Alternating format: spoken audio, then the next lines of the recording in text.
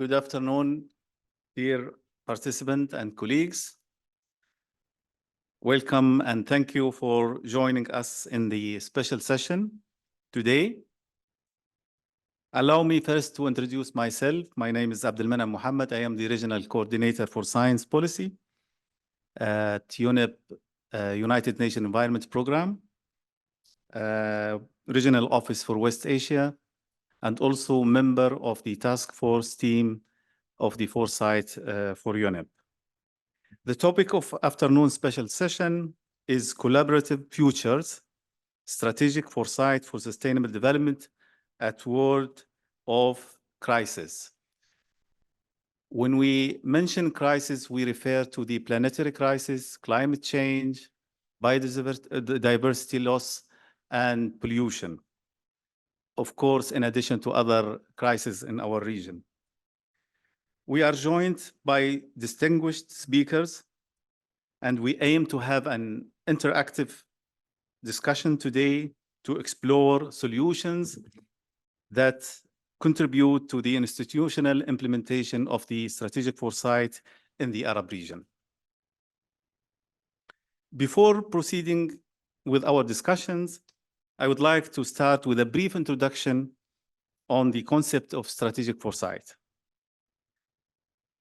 Foresight is a multidisciplinary approach to think systematically and explore trends, emerging changes, and to inform decision-making and priority setting at all levels. Why do organizations need strategic foresight? They use foresight for strategic planning, strengthening organizational alignment, identification of issues and change on the horizon that may affect businesses, for the development and of an informed future-oriented strategy, for understanding the gaps and changes, for planning interventions that improve long-term performance and impact, and for a prioritization of issues where trends and issues are reviewed for where benefits can be attained. Allow me begin by introducing our distinguished speakers. We are honored today to have as a special guest Her Excellency Ambassador Paula Narvaez, the President of the UN Economic Social Council, ECOSOC. Her Excellency was elected in the 79th session of the President of the President of the Economic and Social Council in 2023. Her Excellency is currently the Ambassador and permanent representative of Chile to the United Nations in New York. Before that, the ambassador held many positions within the UN system as well as in the government. The introductory remarks will be delivered by our dear colleague, Dr. Munir Thabit, the Deputy Executive Secretary of ESCWA. Dr. Thabit took up his official function as Deputy Executive Secretary of ESCWA in 2018. Dr. Thabit was more than 35 years has more than 35 years experience within the UN system. He served in variety of country and headquarter senior positions with UNDP. Before that, he was appointed as a country director in Egypt, resident coordinator in Tunisia, and country director in Iraq. The panelists, we have joining us, I think, from Washington, Mr. Stephen Kenny, Director of Middle East Institute Foresight Initiative. Mr. Kenny is the founder and principal Foresight Vector LLC, an advisory firm he created to help organizations develop a strategy that need their strategies they need to achieve their greatest success. He's also the director of the Strategic Foresight Initiative at the Middle East Institute. We have also online from Kuwait, Dr. Leila Al-Musawi, Dr. Leila is the program manager for publicizing and dissemination of science and technology at the Kuwait Foundation for the Advancement of Sciences, KIFAS. Dr. Al-Musawi has also served as the monitoring and evaluation advisor to the Director General of the International Center of Biosaline Agriculture, ICBA, and was the team leader of the Kuwait Food Security and Investment Strategy. We have also Engineer Mu'taz Al-Riyami. He is currently the Executive Director for Gas at Petroleum Development Oman, PDO. Prior to this, he worked at Shell in The Hague as a member of the Group Strategy Business Environment Leadership Team and was responsible for managing the energy transition program. He has worked on different strategic foresight projects, including the development of and planning of the Oman's Vision 2040. Last but not least, we have Ms. Nurhan Badruddin, a senior youth foresight fellow within UNICEF Innocenti, Youth Engagement and Strategy Department. Ms. Nurhan also served as a representative of MENA region during 2022 UNICEF Fellowship. As youth fellow, she facilitated the inclusion of youth voices within the UNICEF Global Outlook reports and currently supporting foresight capacity building by working with a new cohort of fellows and foresight experts to establish and promote foresight projects within UNICEF national offices. I would like to thank the panelists for joining us today, and I will now hand over to Dr. Munir Thabit for introductory remarks. Dr. Munir, the floor is yours. Thank you, عبد المنعم. مساء الخير جميعا والسلام عليكم.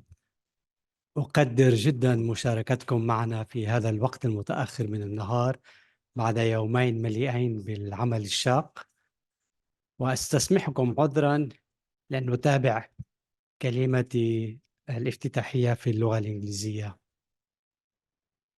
So good afternoon again. Dear Ambassador Narvaez, Ambassador of the Republic of Chile to the United Nations, the Permanent Representative and the President of ECOSOC. It's a pleasure to see you here. Dear panelists, friends, it's really great to see so many familiar faces here. Abdulrahman, great partnership with UNEP. Dear participants, this session is meant for an audience of public policymakers. It is also meant for those who care about public policy making, even if they are not in positions of authority or public policy making functions. It is also, and perhaps most importantly, intended for those who care about the outcome and the impact of public policy on people, people who are the ultimate beneficiaries of public policies. When I think of people who are impacted by public policy, the image that comes to mind is that of a 7-year-old girl in one of the rural areas in the Arab region. She could probably be the symbol of the most vulnerable and the potentially left behind potential beneficiary of public policy. She's a girl, usually more vulnerable than boys, less attended to. She's young, less cared for, and she's in a rural area, also less attended to.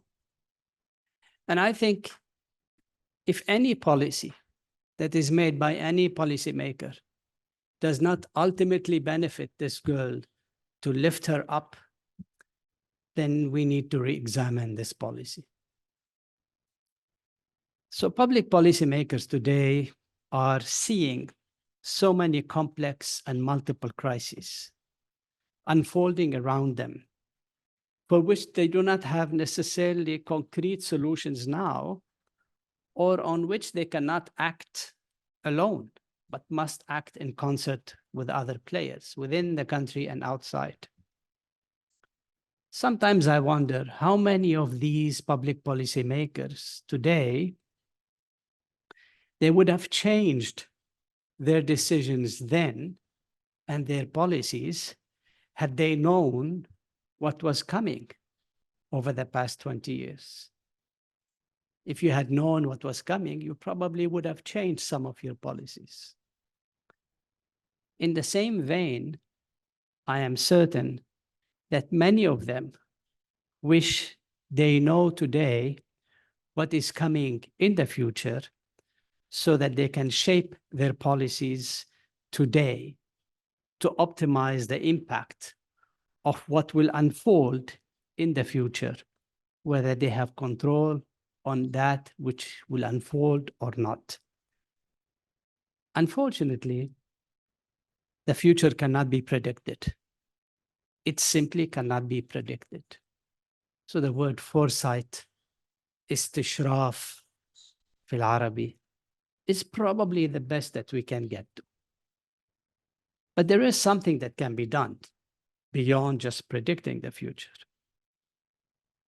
Public policymakers can scan the horizon, they can detect trends, they can engage in exercises that through which they can imagine how these trends will evolve based on various factors. And instead of predicting the future, which everybody would like to do, particularly when it comes to winning the lottery ticket, but that's another conversation, they can imagine, these policymakers can imagine multiple ends to these trends. You can call them scenarios, possible futures, and they are definitely multiple. And most importantly, they, policymakers that is, can start preparing themselves now to deal with these multiple futures as they evolve. Some of these scenarios winding down, others rising or evolving, and yet others not imagined or envisaged altogether, simply appearing, but nonetheless, we have to be dealing with them. This path I sketched out is known as the practice of strategic foresight, al-istishraaf al-istrategi. Of course, strategic foresight is much more than just that. Speakers that will follow me are far more qualified to speak about this practice.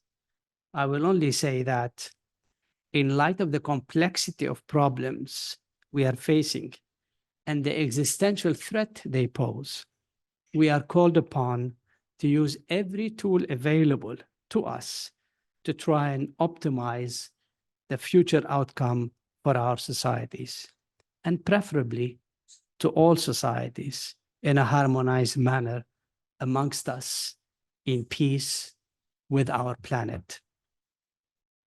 Not only peace in our planet, but peace with our planet.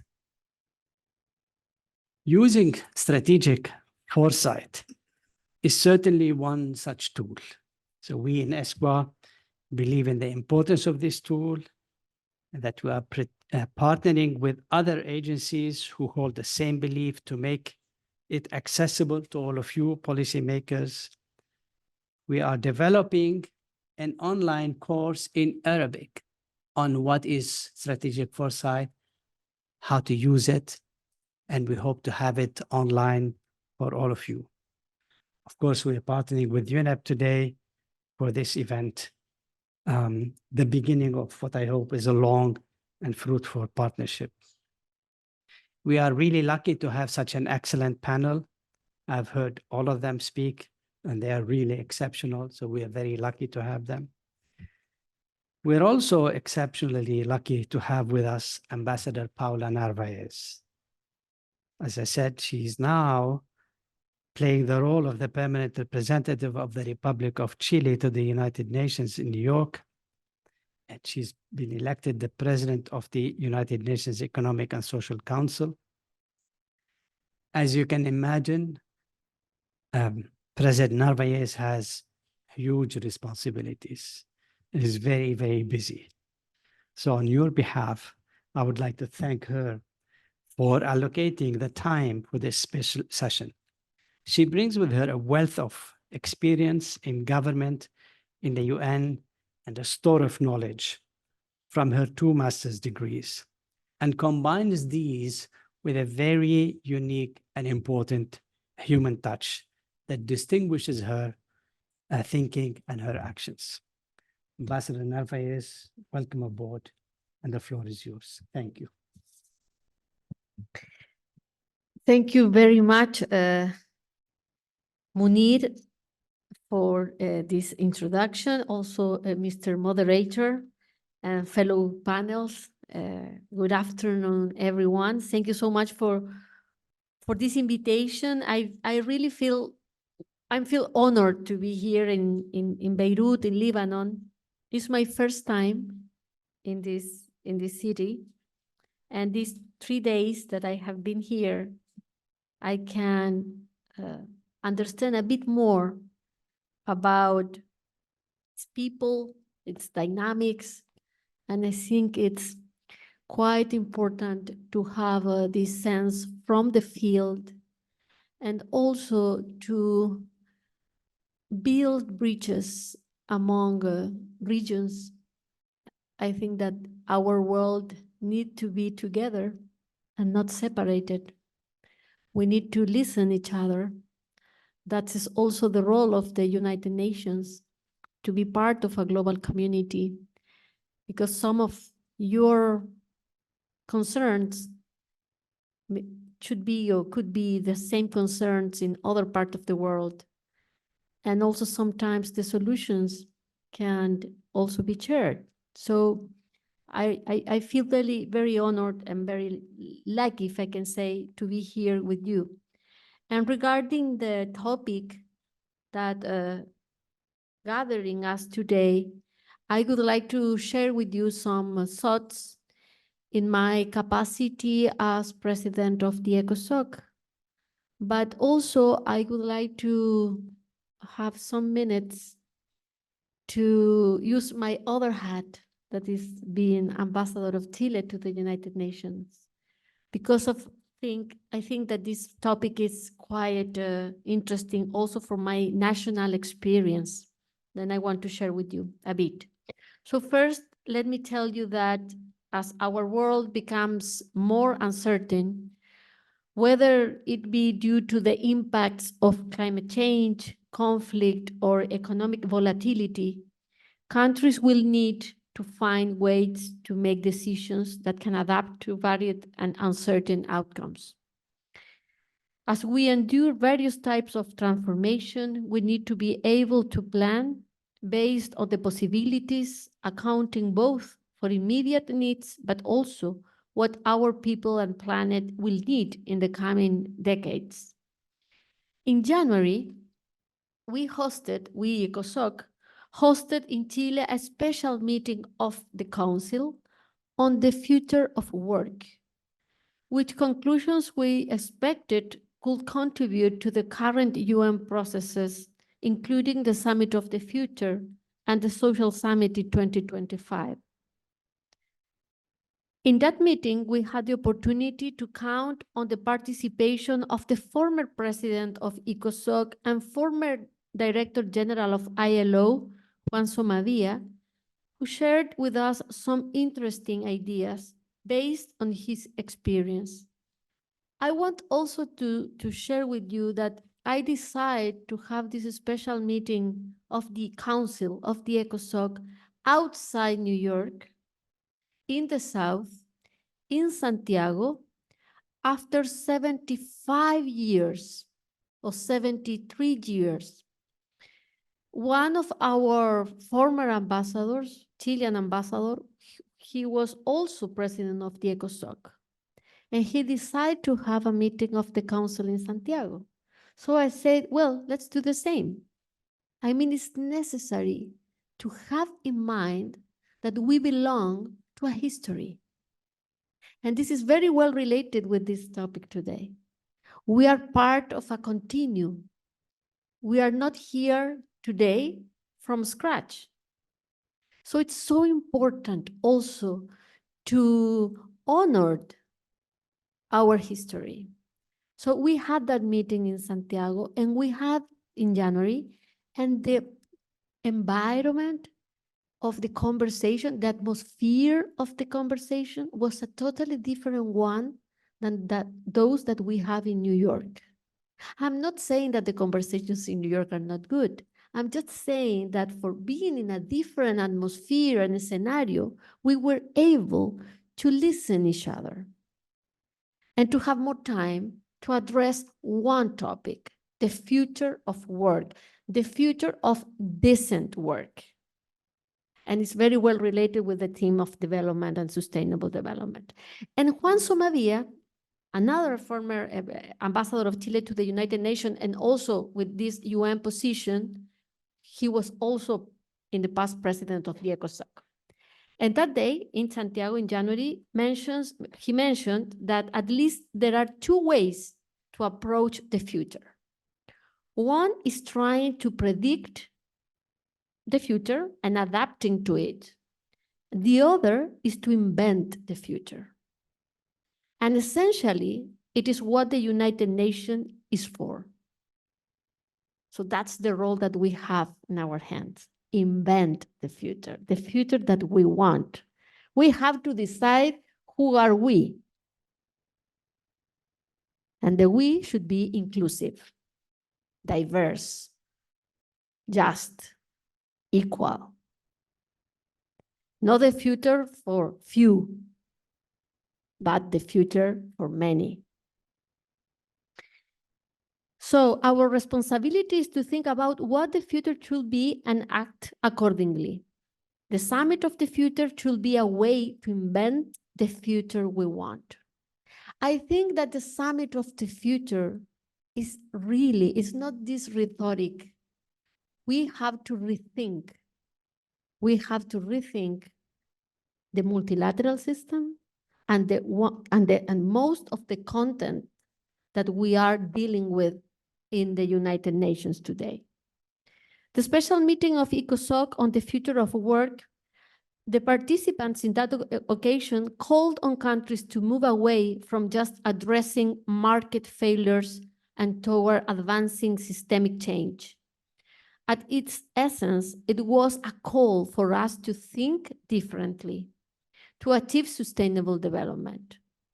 The importance of using this moment as an opportunity to leverage the tools that the strategic foresight gives us toward envisioning the future we want. That horizon scanning can empower policymakers, as Monir was telling us, to identify megatrends, possible shocks, and understand what is driving the change in our societies. Through effective qualitative and quantitative data collection and analysis, scanning exercise can reveal those issues that will require action now for impact in the future. Policies are not always effective overnight. We know that some need patience and persistence to be fully realized, and horizon scanning can assist in doing so. That scenarios planning are not prediction, but simulation of possible futures. They enable us to take the information from the horizon scanning and imagine multiple realities in the future, all with different outcomes that help us understand the implications of our decisions. In this exercise, we do not look to use predictive models, but we attempt to look into an uncertain world and think through problems in ways we have never done before. These practices could support the advancement of all the SDGs, both individually and as interconnected issues. The key tenets of strategic foresights can be effectively integrated into decision-making at all levels, but will require a reorientation in our decision-making practices. The triplet planetary crisis was not created, nor will it be undone overnight. Through long-term future thinking, we can begin to understand how to navigate these multiple crises simultaneously to identify needed cross-cutting policy measures. Insights on how future thinking is developing in the Arab region and the impacts it's already had on the decision-making process.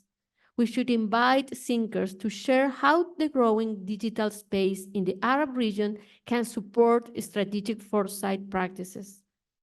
We also should embrace how youth are teaching policymakers to engage in strategic foresight practices and future thinking. We should emphasize the importance of youth engagement in policy formulation, bringing in these elements into our decision-making spaces. The youth tend to be among the first to embrace new ideas and innovations, and they remain open to the idea of global solutions to global problems. By involving them centrally in the project of shared prosperity, which is at the core of the Sustainable Development Agenda, they can continue to support multilateral approaches led by the United Nations. And when I say youth, I want to say all youth, not just one kind of youth.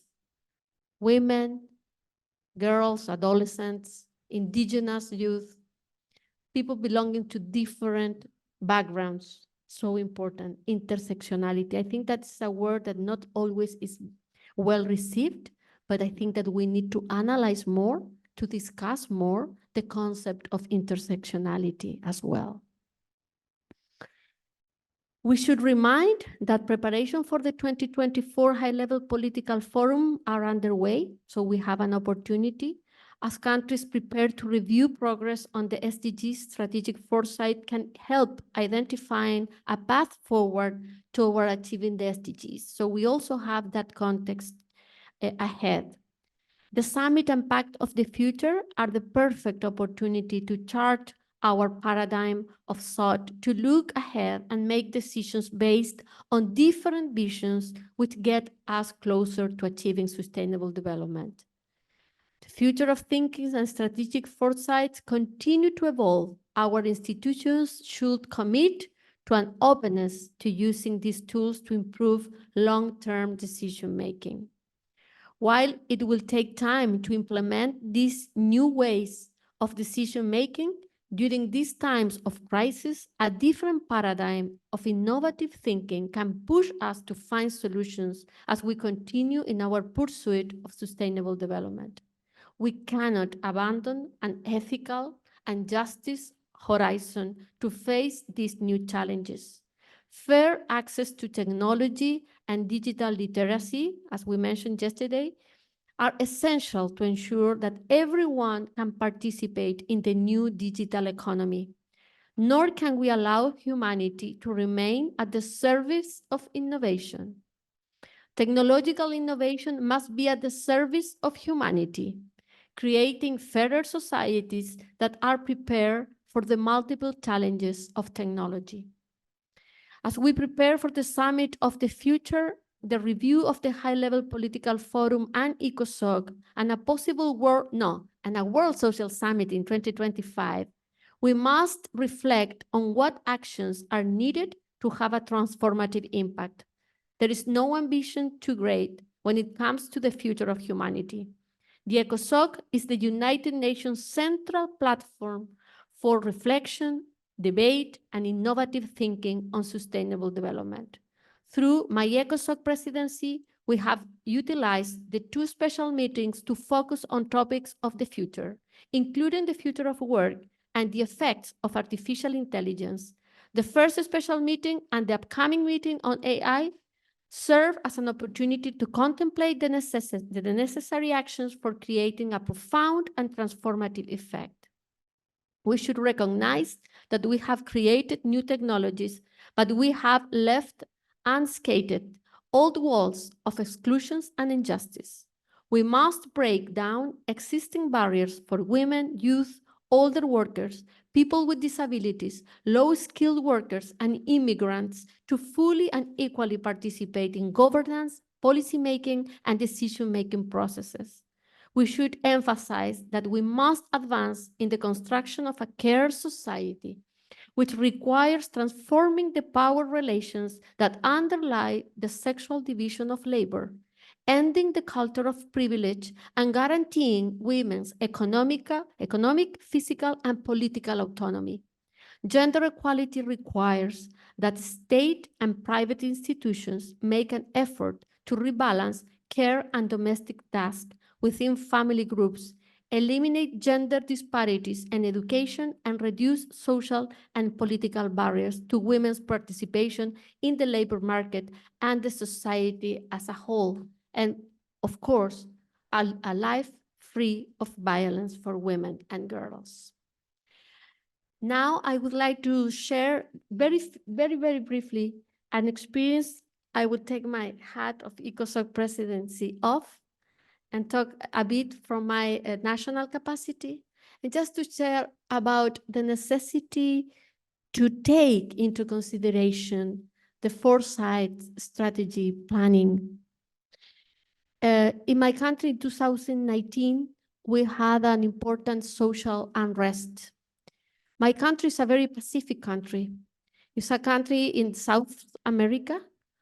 From the 90s, we were able to rebuild as a society after a long dictatorship that we had. And we did very well. Economic performance in our country was, worldwide recognized. However, in 2019, as I mentioned, we had an important social movement and social unrest that, create a lot of, how can I say, controversies, but also surprise for many people in their country, in the region, and in the world. Why Chile is suffering this situation if they have implemented many public policies in a very good manner? But I just want to say that we had some reports from, 2010, 2006, and those reports were telling about the discomfort from people about many public policies, macroeconomic policies, some of them, and others.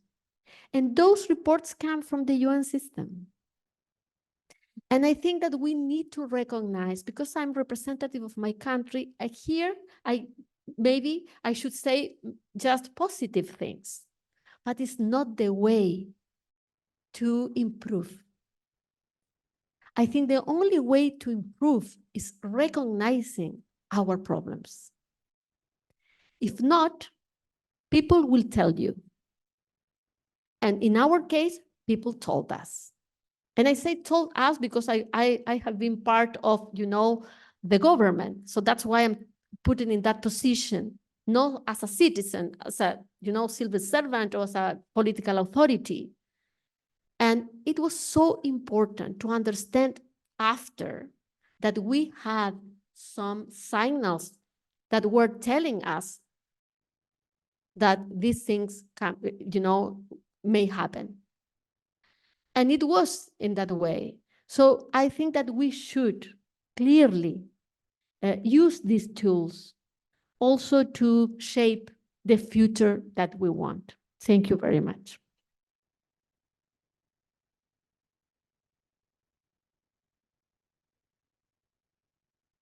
Thank you very much for setting the scene, Dr. Thabit and Ambassador, also for giving us the insight about the foresight from different angles. Dr. Munir mentioned also we need to have peace with our planet. This is a very wise, saying to really have in mind when we plan for future thinking. Also, we heard a lot of insight and advice from the ambassador, also experience from Chile and their work with the future of work and rebuilding the country also to the emphasis on having the honor of our history. I think in the Arab region, we need really also to go back to our roots and history to embed in our planning for the future. Also, the summit for the future, I think this is a very key for UNEP, for ESCWA as well. We are developing a report, and that report related to the foresight in different regions, and this report will be presented at the Summit of the Future. So we are very excited about this event as well. Without further ado, I would like now to go to the panelists and start the panel segment discussion. So the first question will go to Stephen. Stephen, can you hear us? Yes, I can. Can you hear me? Yes. Thank you. Thank you, Stephen, for joining us from Washington, I guess. Yes, good morning. Or good afternoon. Good afternoon. Stephen, we would like to ask you, based on your experience with the foresight for many years, about what is foresight and what is not. So we have a lot of, concepts about the foresight, and we would like to hear from you what is the foresight and what is not foresight. Also, how can strategic foresight effectively guide decision-making in times of triple planetary crisis? And what tools and technology we can use or can be crucial for a real-time monitoring of emerging signals of change, and how do they inform strategic planning? So, Stephen, the floor is yours. Thank you.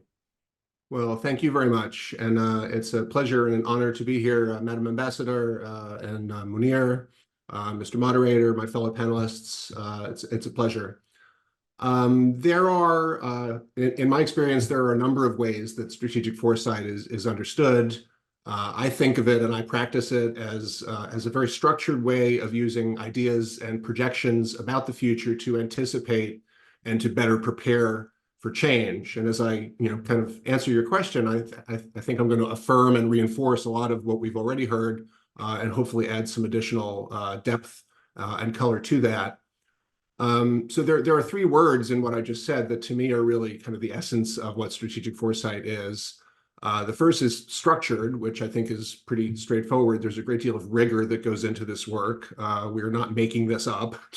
But I'll spend more time on the other two words that I think really are the essence of strategic foresight. The first is anticipate. And that means to imagine something that could happen before it happens, to recognize beforehand that there's some degree of meaningful plausibility that something could happen, so that you can then spend time thinking about, well, what might that look like, and how and why could that come to happen. And the second word is prepare, really thinking through what are the actions that we would need to take in order to be better prepared for this thing that we've anticipated, should it happen, or if something like it should happen. By itself, imagining things that could happen in the future is just speculation. At the end of the day, it's pairing that with a thoughtful process for identifying actions that we can take today to prepare for those things that we imagine and anticipate is what makes it strategic foresight. And if that sounds reactive, like kind of an emergency preparedness for things that we can respond to after they happen because we've thought about them in advance, it is that. But the ambassador made the important point that it's also about creating futures, right? That's responding is only one part of what strategic foresight is. It's also, and to me, more importantly, it's much more generative than responding and being prepared to respond. It's a means of helping leaders and decision makers identify those decisions and actions that they can take today that can contribute to creating desirable futures, right? Because they've thought in a structured way about what they want the future to look like, they're then better able to identify the policies and the investments and the other actions that would be necessary to make those futures come to be. And to your point, taking a moment to recognize what strategic foresight is not, I think is a good part of your question, because that's another way of elaborating on what it is. And the first thing, and probably most important thing I'd say in that regard, and we've heard it here already, it's not predicting the future. If that's a misnomer that I think is probably the most common misnomer about strategic foresight. What it is about developing and considering ideas of what multiple plausible futures might be like based on a variety of drivers of change. Because at the end of the day, there is no such thing as the future, right? If there's a single idea that defines what we're talking about here, it's that in this kind of work, we consider multiple alternative future possibilities for anything that we're considering in our planning. Plans that are built around a single idea or belief about what the future will look like those are high-risk plans, right? But plans that are preparing us for a range of possible futures are much more robust because they can deliver on the aims of those plans in any future that we might encounter. Strategic foresight is also not forecasting. We do extrapolate from past patterns and current data, but not only in a linear way as forecasters do. We also consider the potential for and the implications of nonlinear departures from those patterns and those data. And strategic foresight, I guess another third point I'd make is that it's not only focused on decades-long future time horizons. Sometimes we do look very far out in time, 20 years, 40 years, 100 years in some cases. But we also look forward much nearer in time. That's also very important, right? The future of what 2 years from now looks like is something we can apply these same principles and mindsets and tools to in a very important and powerful way.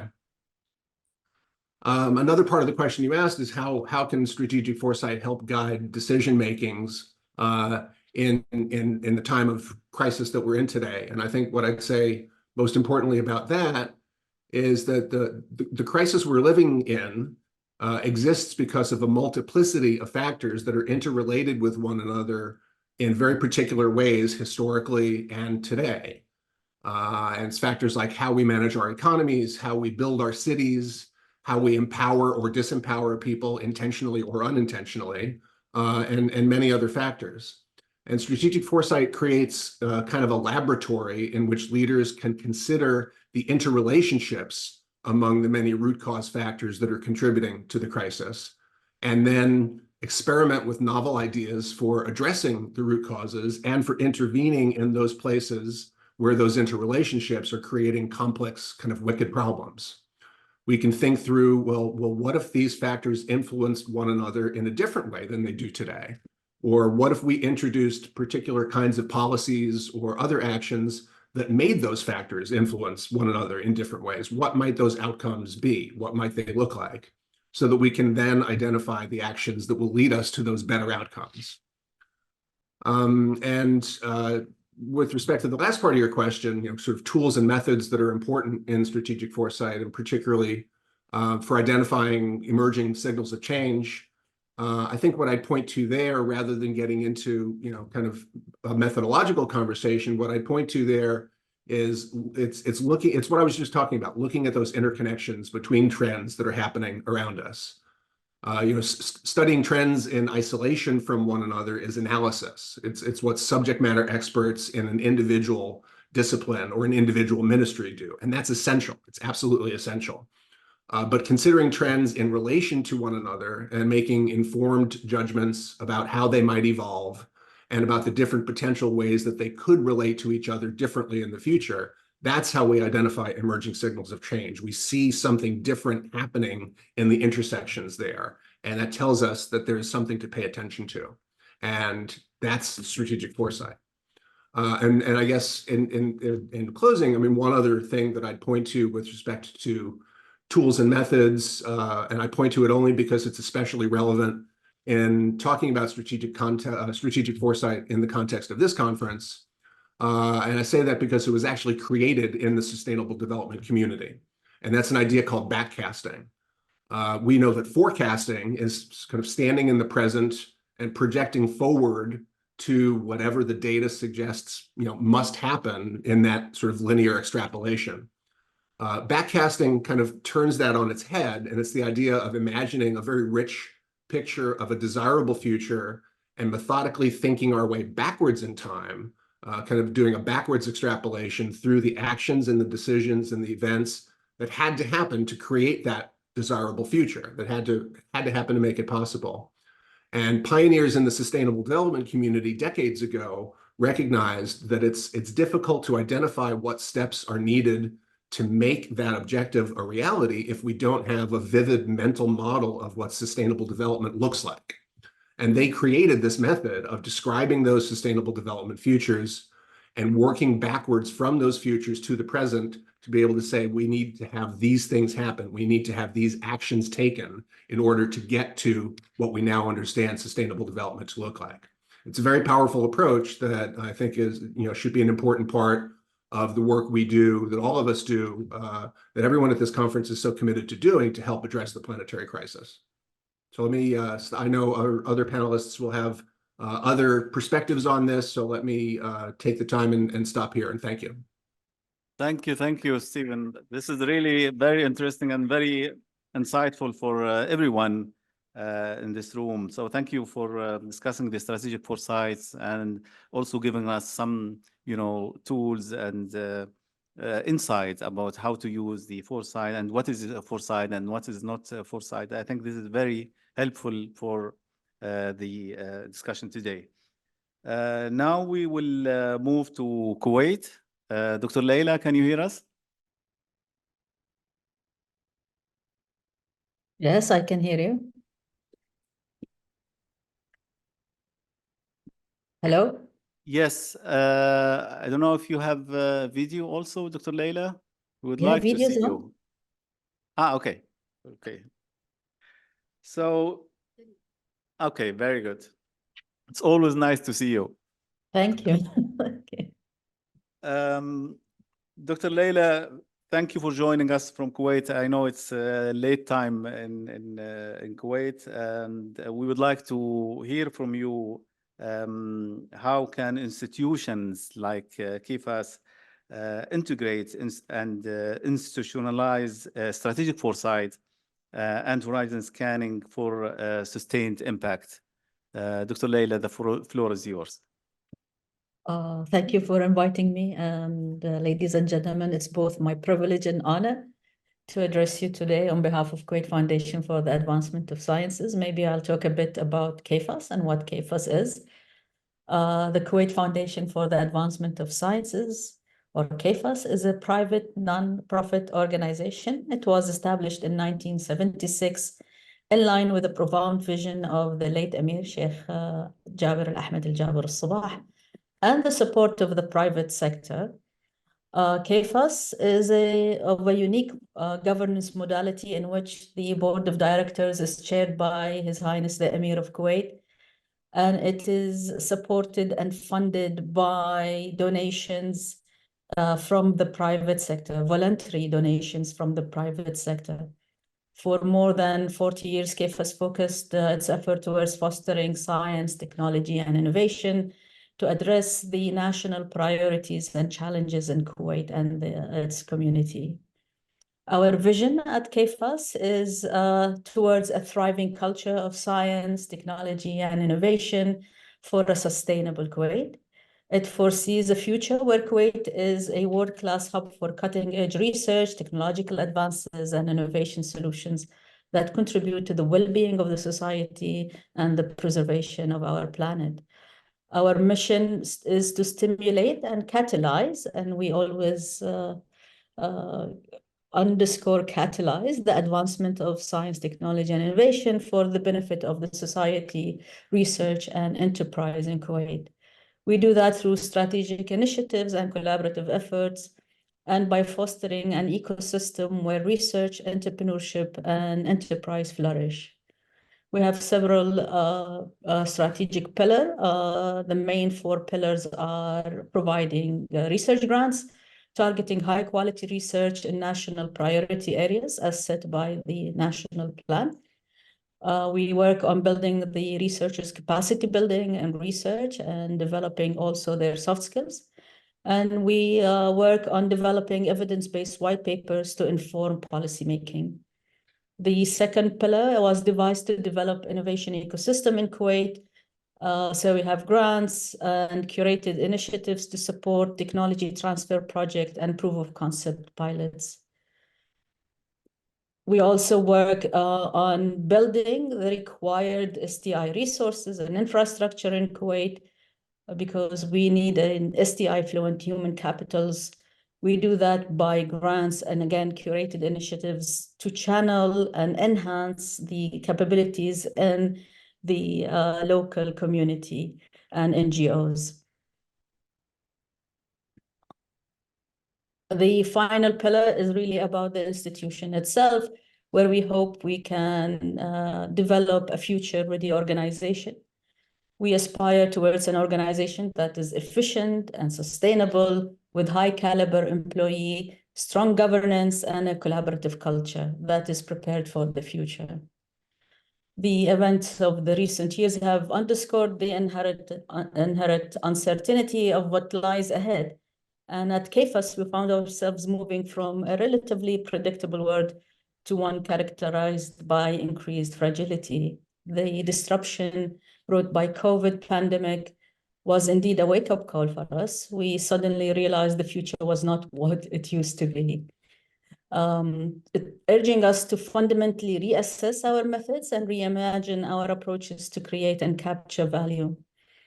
We realize that the profound transformation cannot simply be addressed through the scope of crisis management, and that we require planning tools that empower us to strategize well into the future. As uncertainty beyond our typical 5-year budget planning horizon is not uncommon anymore. The strategic foresight exercise we joined UNIP in helped us work towards managing internal change by foresight rather than by crisis management. I think this was the most important outcome of that exercise, because some of the fundamentals of foresight include the recognition and acceptance that the future is a space of possibilities that cannot be predicted. And through the exercise, probably the most important element was that we managed to engage our younger colleagues, bring them in to work with us on the long-term planning for the institution's upcoming strategy. The vibrant discussions encouraged proactive thinking about potential challenges, not only the scaling up to solve problems, but also the scaling down of current practices, which is something probably we've rarely tackled in the previous strategy exercises. The process helped CAFAS identify and interpret a couple drivers and weak signals, especially how to change current culture in the society and how to harness the power of AI to enhance education. The emerging trends, disruptions, and opportunities identified in the process, I'm sure will further help us while we discuss and prepare our upcoming 2025-2028 strategy. The other element that I found quite helpful during the exercise was that the team realized that the strategic foresight plays a crucial role in effective risk management. Through early identification and evaluation of potential threats, CAFAS can formulate robust contingency plans and mitigation strategies. This proactive approach will help us at CAFAS to minimize the impact of adverse events and protect assets and reputation, which is very important to CAFAS, and ensure operational continuity despite disruption, thereby reinforcing our resilience and sustainability as an organization. So I think by engaging in the strategic foresight, CAFAS now has a tool of working towards being ahead of emerging trends or potential disruptions and harnessing opportunities within the areas of its interest and mandate. The results of the exercise represent a tangible and potent method for enhancing our future readiness and to have more impact in the society at large. And this is something we really work very hard towards, to be of an impact in the Kuwaiti society. Thank you. Thank you, Dr. Leila. Thank you very much. And thank you for discussing the benefits of the strategic foresight inside your institution in KIFAS. We were there, Dr. Munir and myself, we were in your foresight regional workshop, and we were very excited about the engagement from your foundation and engaging the youth in the exercise. We are very proud of you and KIFAS in this front. Now we will move to Engineer Mu'taz Ariani to get more insight from the private sector this time. And I would like to ask Engineer Mu'taz about what actionable pathways can be identified through strategic foresight to ensure sustainable and resilient responses to the challenges posed by the triple planetary crisis, using, of course, example from your personal experience in this field. Engineer Mu'taz, the floor is yours. Thank you, Abdul Manam, and it's an important term, actionable pathways. And I'd first like to start off by thanking ESQA and thanking UNEP for really bringing the topic of strategic foresight into under the umbrella of sustainable development. I think it's one of the most important tools that we have in terms of building sustainability into policy and into our future. And I'm also conscious that I'm the only private sector member here on this panel, and I'm obviously extremely honored and privileged to be speaking to all of you in the policy making side. And I would like to share with you my experience that I've gained in the private sector, and I've also worked with the public sector as well, but mainly in the private sector, in terms of what insights I can share, and also what parallels might exist between the two sectors. And perhaps as I start, I really would like, and this was a sort of a more inward reflection that I had as I was thinking about my talking points today, is maybe by being slightly critical of the discipline of strategic foresight itself. I think we've really not done a good job of making the discipline easy and accessible, and it's a bit complex for the end users. But I do want to assure everybody in the room that there are quite a lot of tools that do exist that actually that can make the process a lot better. And I am also glad to say that there are a lot more practitioners out there today that are able to come in and support. And in that regard, I have seen, unfortunately, too many strategic foresight or scenario planning exercises or projects that take way too long. And in addition to that, I've seen many of them end as either very glossy brochures or as extremely voluminous books that then, gather dust on shelf. And so those that know me, that have worked on the foresight space, know that I'm an extremely big proponent of foresight for impact. And so that's where, the term actionable pathways for me is extremely important. And maybe just a bit of context. I started my foresight journey almost 15 years ago, but it was really when I joined Shell's scenario team, where I really became adept at applying those skills and became what I would probably call a foresight practitioner. And the reason I mention this is that I want to describe what the internals look like in this entity called the Shell scenario team, and how they applied themselves and how they applied scenarios.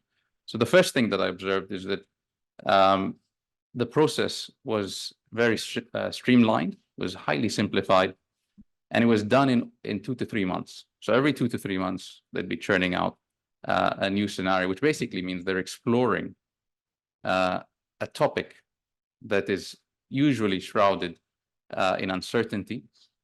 And there's obviously decisions that are attached to them that need to be made. The other thing they did very well was making sure the language of the scenarios was spoken fluently. And most importantly, with the senior leaders in the organization, because ultimately they were the people that were making the big decisions. And so that's an important point to note as well. This is absolutely not something that was relegated to a department. It was taken extremely seriously by decision makers. So if I take the energy sector then as an example, and this is a sector that's required to make extremely large investment decisions in times of increasing volatility and uncertainty. And so this is where the use of foresight or scenario planning lends itself extremely well. And so the system is obviously transitioning from the old forms of energy to the new forms of energy. And the dilemma that you have is, how do you do this as quickly as possible without disrupting the system? We are all obviously conscious of the stresses of an increasing population that we see, and with an ever-growing energy demand associated with that as well. So how do you prevent disrupting the system? How do you prevent energy shortages? How do you prevent price volatility in the market? And how do you ensure that this transition is an orderly transition and is also a just transition at the same time? And you're also very cognizant of the fact that it's taken several decades to build the current energy infrastructure that we have. And so how do you dismantle it as quickly as possible in a manner that's socially and economically safe?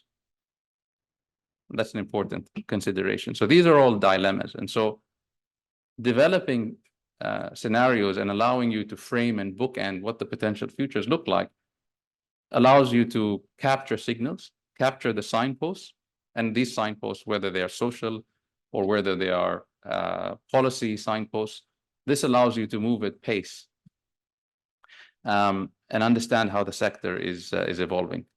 So then how does this become actually actionable? And here maybe I'll move to some of the public sector experience that I have, and I'll take my home country, Oman, as an example. And so Oman in the late 90s developed its Vision 2020. It was the first within the Gulf GCC region.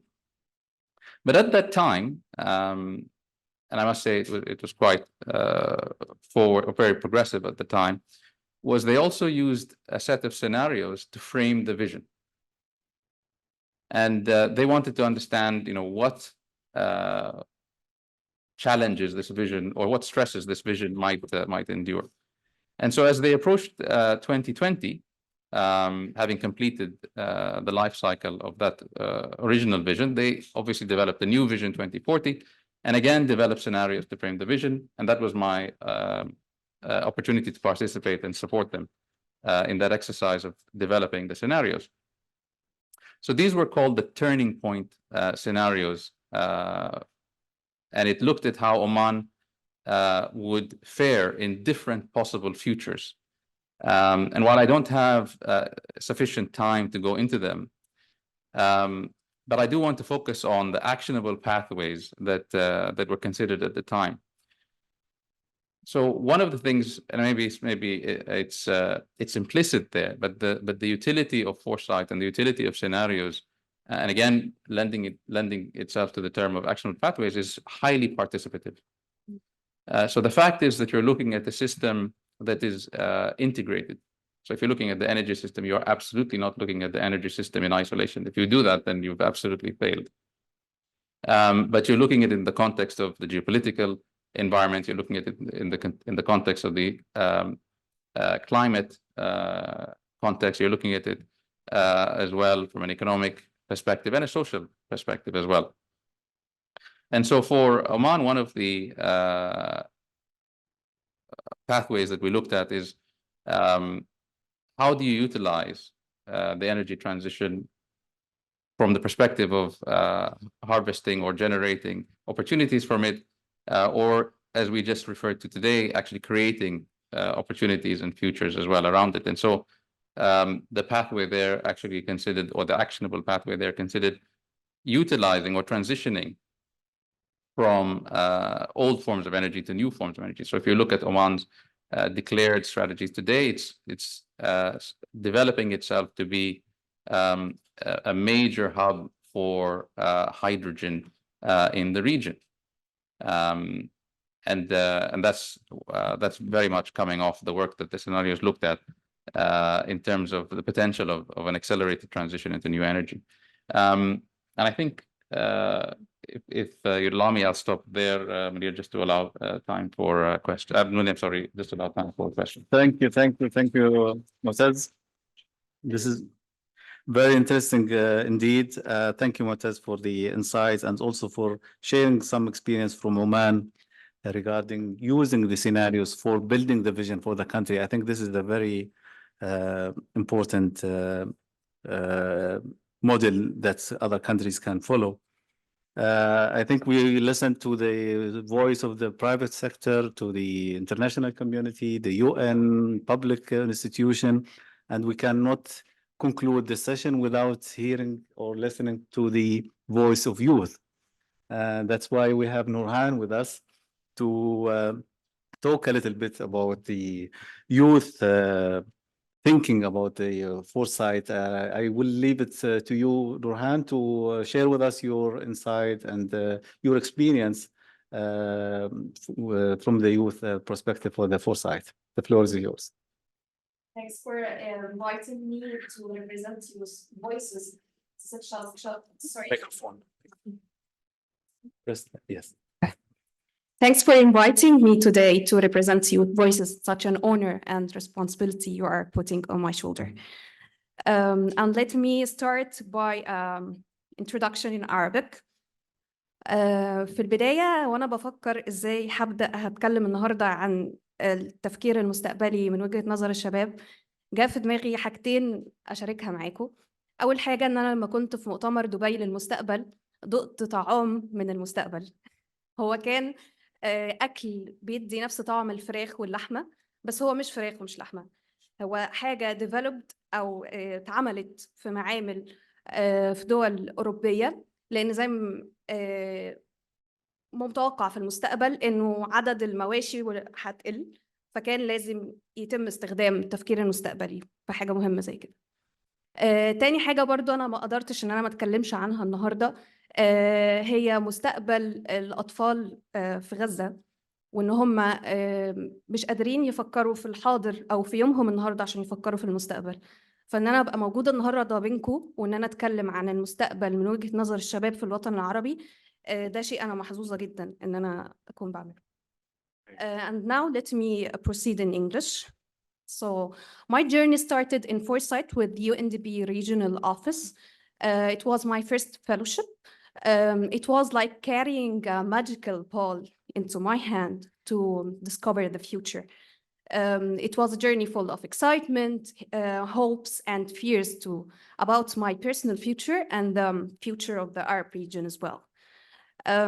So to be honest, as a youth representative, I can't ignore the emotions that are triggered by uncertainties. Talking about the future work, as Her Excellency Ms. Paula said, it's really difficult to secure a full-time job and to secure sustainable career as well. For me and for my generation, it feels like a burden. While we are facing economic instabilities, COVID, regional conflicts, and the shift in the market of jobs and skills as well. So to talk about long-term prosperity, I'm also here to talk about meaningful youth engagement. It should become paramount to create a safe, agile, and inclusive spaces for youth, and also to increase youth accessibility to foresight, and for the MENA region to increase the awareness about the Arabic foresight. Those are the two things that I'm advocating for as a senior fellow in UNICEF Initiative Global Office of Research and Foresight. As you already know, the Arab region is the world that includes a significant portion of youth around the world. And we should address issues and trends through youthful contributions. Utilizing foresight tools young people can contribute and can advise policymakers in shaping the policies, especially for climate and energy sector. And I can actually see this change happening in the UN system. They are taking the approach to foresight through participatory foresight, to conduct research on ground, to give voice to both youth and marginalized communities. So in this way, this relates to UN vision to scaling solutions that are focusing on community engagement, behavioral science, that goes actually hand in hand with data-driven and digital solutions, something we need to leverage also in the Arab and MENA region. And as I mentioned earlier, as a part of Youth Engagement and Strategy Department at UNICEF and Initiative, we have broadly launched a Youth Futures Playbook, which is a jargon-free playbook to make foresight more accessible for the youth globally. This has been launched actually in Dubai Futures Forum. Can we show the slide, please? So you can scan this QR code to be able to view our Youthful Futures Playbook. Can we move to next slide?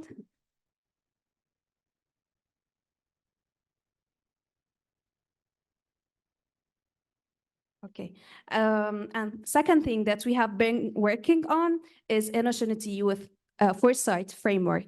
So this is a practical framework in order to be able to engage youth in meaningful engagement around foresight. We have been developing this framework so other organizations, governments, UN agencies, and even local NGOs can have a guide to engage youth. And also this is backed up with youth engagement principles that we believe are important to engage youth in foresight and in general, to be honest.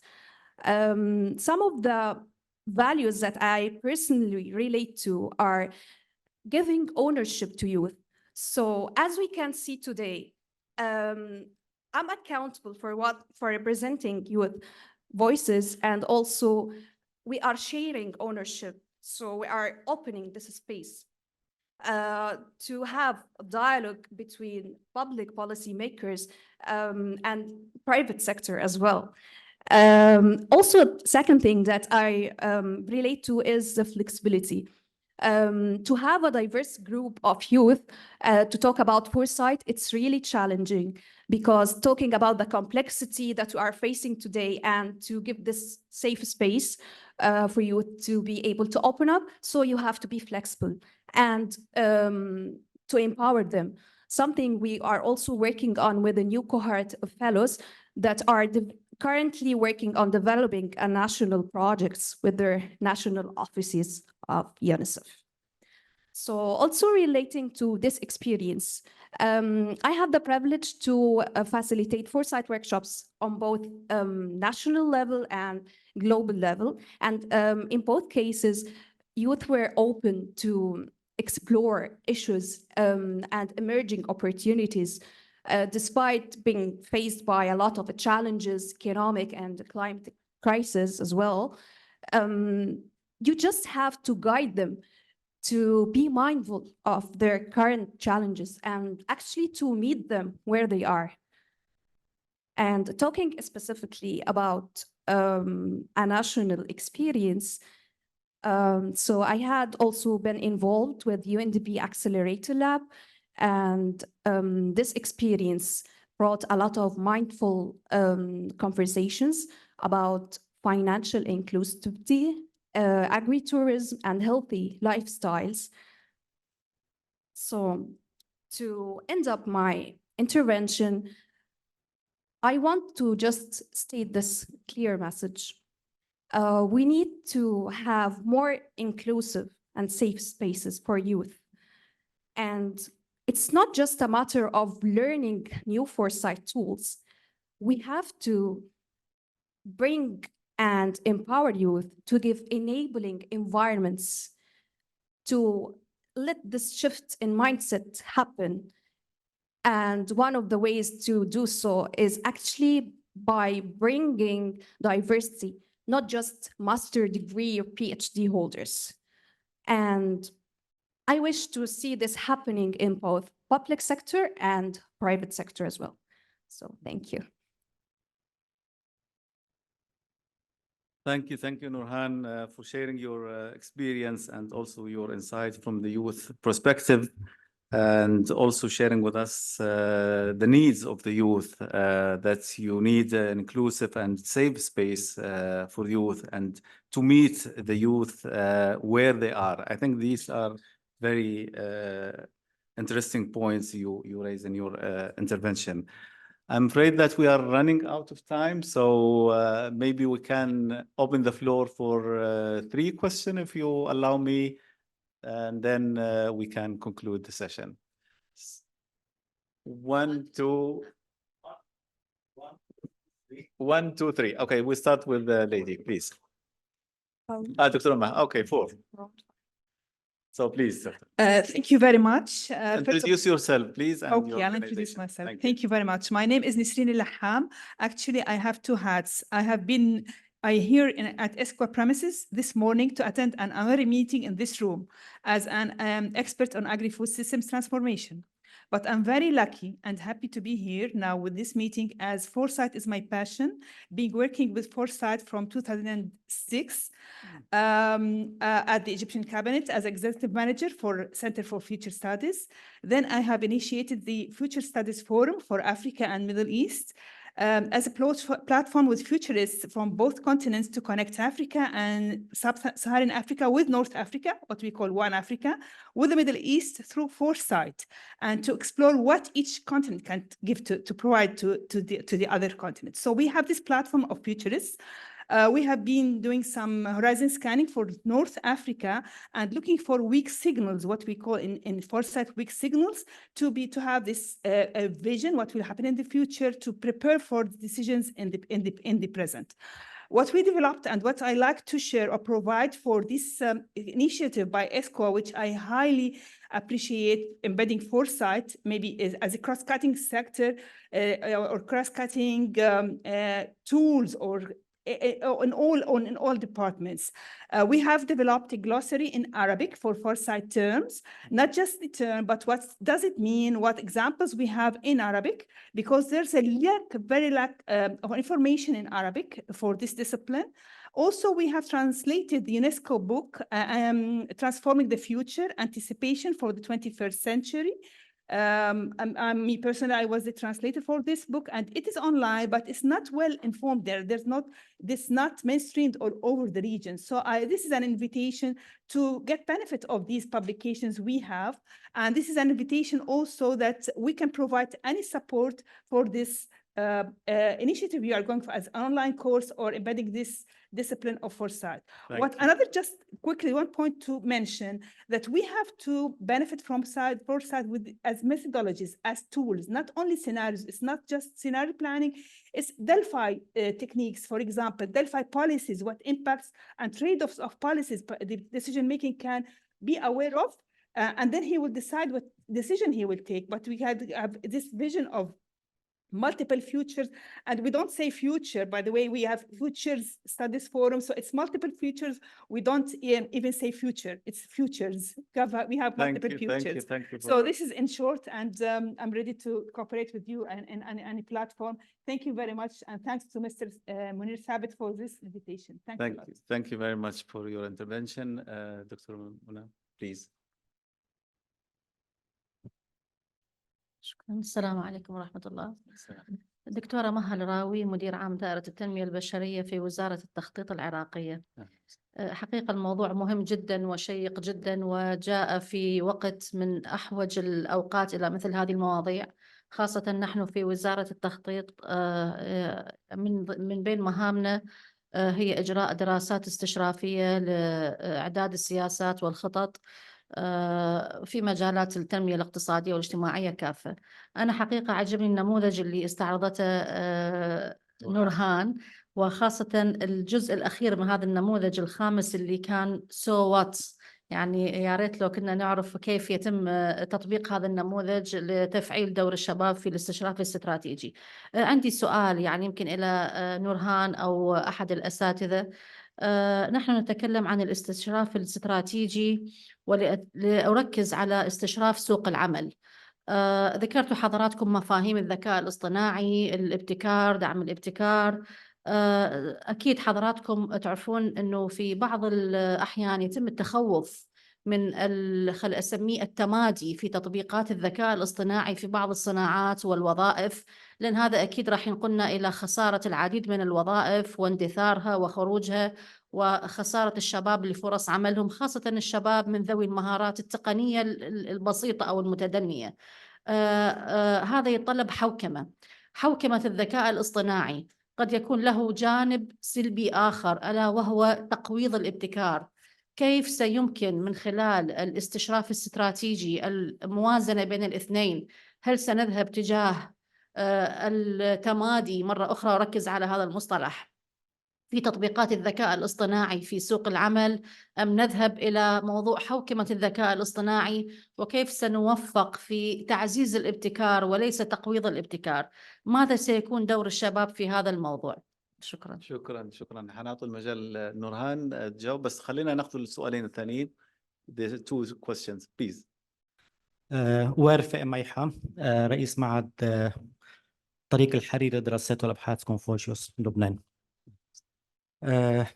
استشراف المستقبل كلتنا معتبرينه من أجل مستقبل أفضل للأجيال القادمة والبشرية. فعن أي مستقبل عم نحكي وقادرين نعالج مشاكلنا الحالية، ولا سيما لحد هلا عندنا أكثر من 25 ألف ضحية في غزة، جلهم من الأطفال والنساء. فعن أي مستقبل عم نحكي. بدي انتهز هذه الفرصة كمان لتقدم بالتحية لتشيلي وحكومتها بمواقفها المشرفة ووقوفها الدائم إلى جانب القضايا المحقة للشعوب المضطهدة. فبالتالي سؤالي هو التالي: هل تعتقدين يعني Mr. President هناك صعوبة تكمن في التوافق بين الأخلاق المثالية والأفكار المستقبلية التي تنتهج اليوم؟ تلك الأخيرة تتعامل مع سياسات الدول العظمى ومصالحها التي تتسم بالبراغماتية، فهل هناك ممكن توافق بين المثالية الأخلاقية والبراغماتية؟ سؤال موجه لمين؟ Mr. President. Okay, so we have another question.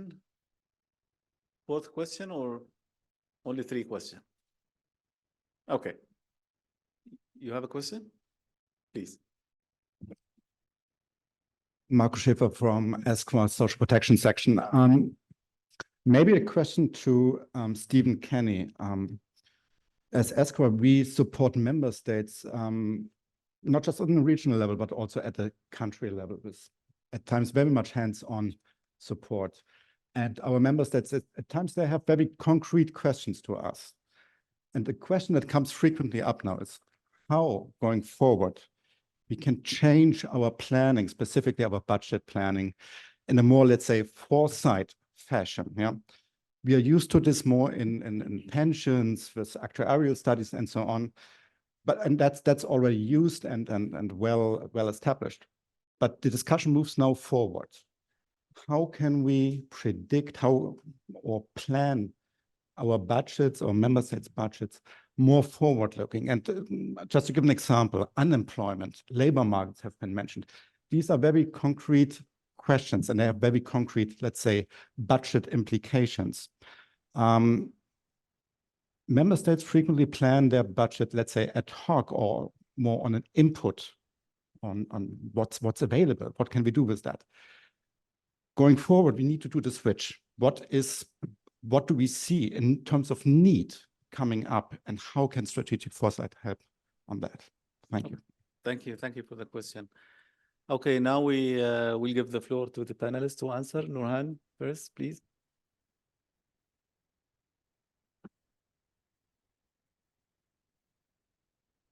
So, yeah.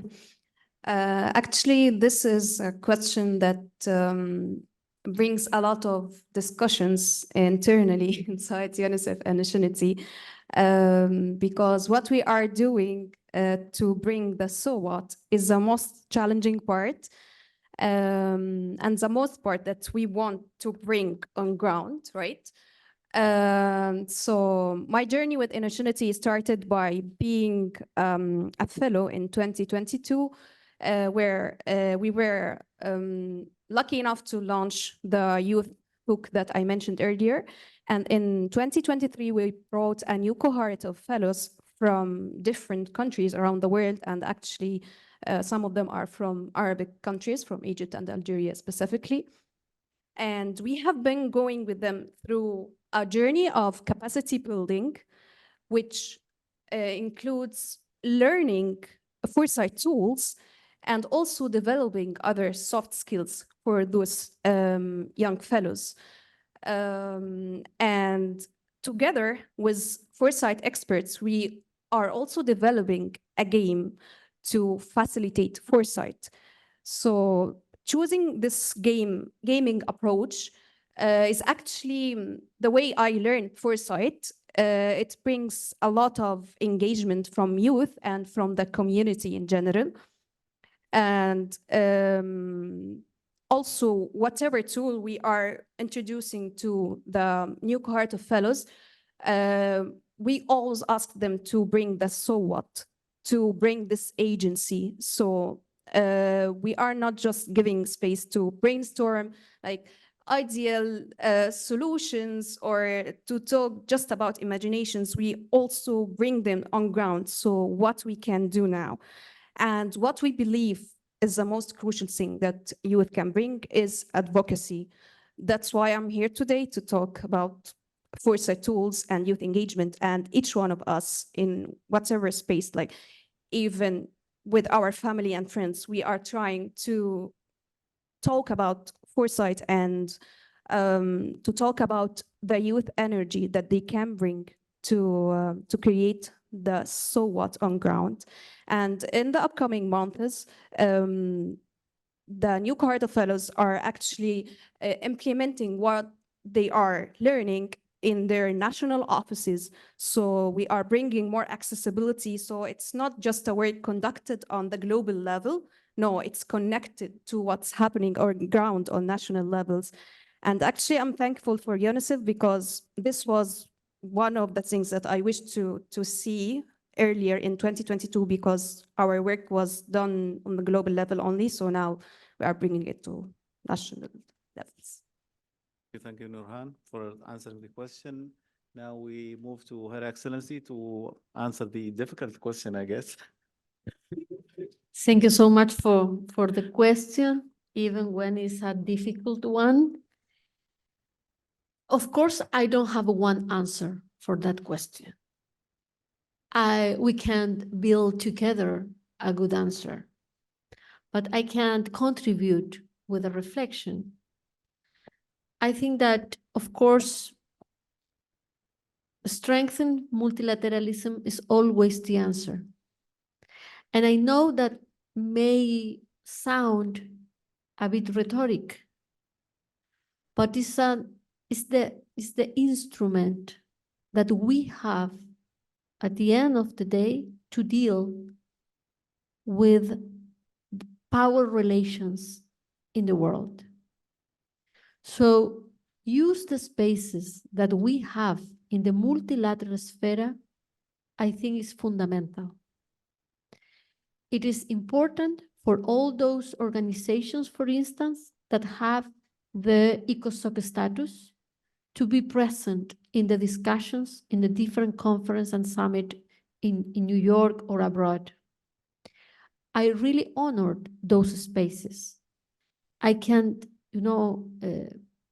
respond from my perspective and my role as a president of one of the main organs of the United Nations on how we have implement a monthly meeting with major groups and other stakeholders to sit together every single month and have a frank conversation on different UN processes. ECOSOC is a window for civil society and should continue to be in that way. And I think it's also part of our work as member states to incorporate more the vision of civil society in a diverse inclusion. Of course, this is one part. We also have to be realistic in the sense that the geopolitical configuration express different kind of power capacities. That is a reality, but that's why it's also important to have the capacity for developing countries, for instance, to be together in those matters that are important for our own development. One example, I can mention one example in these months, for several, I can say maybe years, the developing world have been discussing the UN tax cooperation a treaty or instrument. So this year, we were able to approve a resolution on this matter. And it was quite an important expression from the developing world with some of countries from the north as well to approve the idea to have a new instrument for tax cooperation. So it's possible to do some steps regarding the necessity to balance this uneven power that we have as a geopolitical reality. But I want to stress the point on the necessity to have a more strong multilateral system. And again, Summit of the Future is also one of the chapters for the Pact of the Future is the future of multilateralism. So we are, again, in that opportunity, thinking on the importance of this multilateral forum in the current days, not in 1945, in the current days. But I can't end my possibility to speak out here and not mentioning the situation in Gaza. I think it's a responsibility to say something in the sense of express first solidarity and empathy with the situation, with the families, with the victims, with the women and children that are suffering there. And of course, we can do more, we should do more.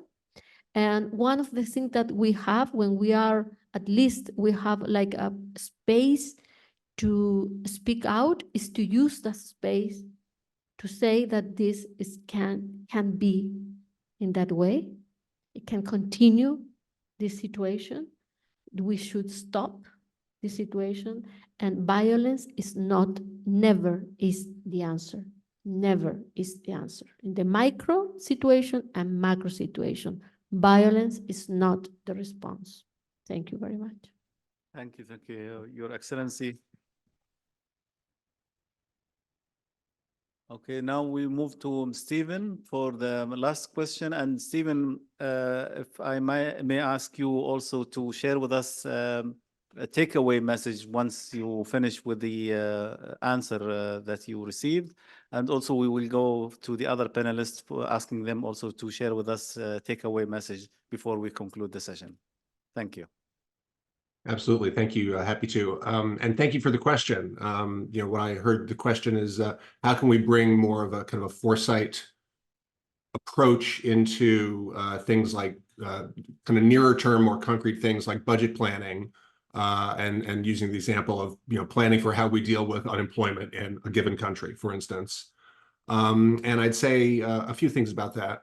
One is to not sort of turn away from the way we already do that budget planning, right? We need to bring the foresight perspective and the more traditional perspective together. But in terms of bringing it more into a foresight way of approaching, I think, as I touched on in my remarks, and I heard from some of the other panelists as well, I would think about it and have sort of approached it in other contexts from the standpoint of using that unemployment example. It's a matter of envisioning what is that future state or potential different future states that we want to create with respect to, in this case, unemployment. What are the actions we would take, the things we would need to do to create that future state? And then what is the budget we would need in order to do that? So we imagine what that future budget requirement will be. And then we can go through it's not a scenario development process. I would call it more of a scenario thinking process for, well, what are the alternative ways that we could generate that needed budget? Do we take money from a different place? Do we find new ways of generating revenue? What are the different ways we could raise the budgetary resources that we need to create the future state that we want to create with respect to this problem, and then bring that together with the more traditional budget planning processes. And I think you've approached it in a new way that will get to a better outcome than if we had only used the traditional, more sort of start in the present kinds of budget planning processes. And the other thing I would add to it, and it kind of draws on something Mutaz talked about in his remarks, is to do that rapidly, right? Let's not make this a 6-month-long process of going through that thinking. Do it on a much more rapid basis so that we can get to something, because budgets need to be generated on a particular time cycle. We don't have the luxury of letting it take a year to sort of come up with this new way of thinking about the budget. So I hope that answers the question. In terms of a takeaway that I have from listening to all of my fellow panelists, I guess it's a couple things. One is I would stay on that point about not letting this kind of work be elaborate and time-consuming and difficult for people to access. Right? We want this to happen all the time, and it won't if we're making it difficult. It doesn't need to be difficult. It just needs to be rigorous and creative, and those things aren't hard if we do it the right way. And the other takeaway is to make it very diverse and collaborative. Foresight work does not work if there's a single set of viewpoints trying to do this thinking. It has to be different viewpoints, because that is how we will get to new ways of thinking about whatever issue or challenge or opportunity that we're trying to bring foresight to bear to help us with. Thank you, Stephen. Thank you also for staying with us the whole session. Thank you very much. Now we turn to Dr. Leila. Dr. Leila, are you still there? Yes, I'm still here. Okay. Very quick takeaway message from your side, Dr. Leila, please. Well, I have a quick comment, and it's on AI and foresight. I think I'd like to conclude on that, or close on that, saying that we use AI to find the weak signals in the big data. And the foresight exercise actually found weak signals for us just by sitting together and talking about the different scenarios and possibilities. And again, in all our discussion, AI kept emerging again.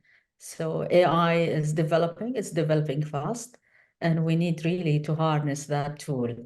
It's not going to take jobs. I'm an optimist. I think it's going to create more jobs, and it's going to help us Very good. Again, develop the capacity of the youth into harnessing the AI tools and what now we call creative economy, that is based on science and technology and not just, the culture itself. The other comment that I really would like to emphasize on that kept coming up in our exercise is that we need to change culture in our communities, and that requires a lot of work. It needs community engagement from all of us, especially scientists. We need to find ways of communicating our science, making it more accessible to people, and we need to go and engage the community. It's not enough for us to discuss the issues and to find scenarios and to find solutions. We need to explain that to the community and make them take ownership of the future. Thank you. Thank you, Dr. Leila. Engineer Mu'taz. Yes, thank you. And I think, most of you know what I'm going to say. It's really foresight should always have impact if you're going to do it. And so with that in mind, you always need to think of the end user. You've got to think of the sponsorship for the initiative. And in addition, I'd say you really need to leverage all of the tools that are available. And so, for example, if I refer to the last question that was asked about how does foresight support planning functions within government, There are existing models today within certain governments that have actually done that quite well. Singapore is a recognized leader in this space. Finland is a recognized leader as well in this space, and so I think it's good to just simplify by shamelessly copying and emulating those that have done it well already. And on that same vein, I will also say that even if you haven't got expertise at hand on foresight, what is available is a lot of scenarios that are already produced and by reputable institutions and organizations. For example, WEF generates scenarios periodically. So does the Ministry of Defense in the UK generate scenarios routinely. Use those as a starting point for conversations. Very easy to do, but very powerful when used in a positive and structured manner. Thank you very much. Thank you, Mu'taz, for sharing your takeaway message. Nurhan? Yes, thank you. So my key message is to continue promoting meaningful youth engagement in any space that you are involved in, and also to start advocating more to Arabic foresight, because it's a must to have in the Arab countries. And last but not the least, don't forget to check the youth foresight playbook. Thank you. Thank you, Nurhan. And I would like also to invite Dr. Munir and the ambassador also to share with us a very short, brief takeaway message. Very, very quickly. Yes, please. 40 years ago, if we had worried a lot about the group of employees who are using typewriters when the computer was arriving, we would have lost a battle. And my point is to you, Dr. Maha. We cannot stop the future. It's just not going to happen. You cannot stop AI. You cannot stop the emergence of the new jobs. The only thing that can be done is adapt or die. And foresight gives you a tool to imagine what could be there and adapt to at least a few of these situations and be ready to meet with them as they emerge. But I cannot speak of the future and of the challenges we are facing without, of course, remembering our brothers and sisters in Gaza, but also quoting Chile's favorite poet, Pablo Neruda, who is a Nobel literature winner, who said something that's extremely important for us to remember. He said, you can cut all the flowers, but you cannot prevent the spring from coming. They can cut all the flowers, but the spring is coming. The future is hopeful. It may not be necessarily in our generation. And if we work only for our generation, we are in trouble. We have to be working for our generation, the future generations. So the spring is coming, no matter how many flowers they cut. Thank you. Thank you, Dr. Munir, Your Excellency. Thank you very much for quote our Nobel Prize, Pablo Neruda. It's quite moving, but it's very, very true. I'm psychologist from background, okay? I'm not, I come from that field. And when you ask youth that they can close their eyes in these current days, in a very concrete exercise, and you ask them to think the future, many of them, they cannot imagine the future. So that's the problem that we have. So to think the future, we need to have one. And that's why is this invitation to create one. But of course, the first thing to create a future is to address also the problems that we have today. because we have a crisis of trust. So we need to rebuild trust, also to create this future.